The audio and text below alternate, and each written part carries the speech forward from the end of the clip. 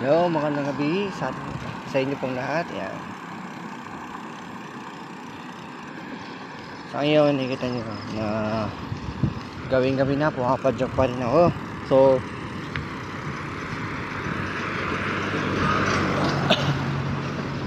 pasensya na. Di bali, kakatapos ko lang kasing kumain ng dinner pa. Kaya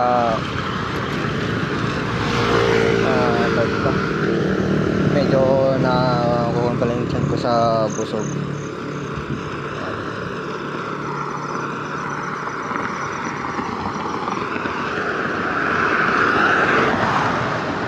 Kaya naman ito sa ngayon grabe, halos hindi ko maipinta sa mukha ko yung yung ngiti ko sa mga nangyayari sa araw na to. Pero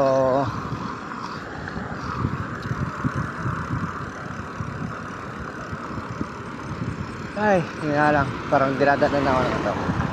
Well, anyway, gaya ng sabi ko kanina, halos hindi ko may pita kung gaano ka ganda yung, or kung gaano ako kasaya, or kung gaano ako kagalak sa araw na ito. Well, ang daming mga nangyari na parang matatawa ka na lang. Ang hirap kasi magkwento kapag kasi yung focus ko andito sa daanan, hindi ako gano'n makapag-focus dito sa camera. Well, anyway, kung gusto niyo malaman kung ano yung mga nangyari sa akin within this day, mag-comment po kayo sa comment section at i-share ko po sa inyo. Kasi talagang mahirapan ako magsabi or magkwento habang pumapadyak.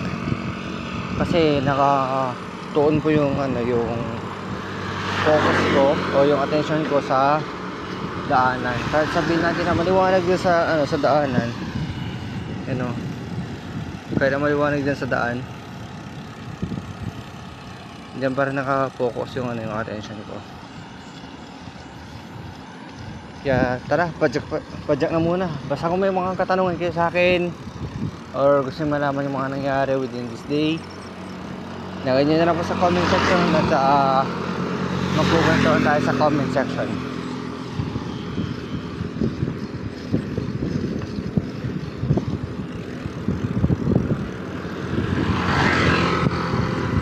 Bale, yun lang, and God bless po sa ating lahat.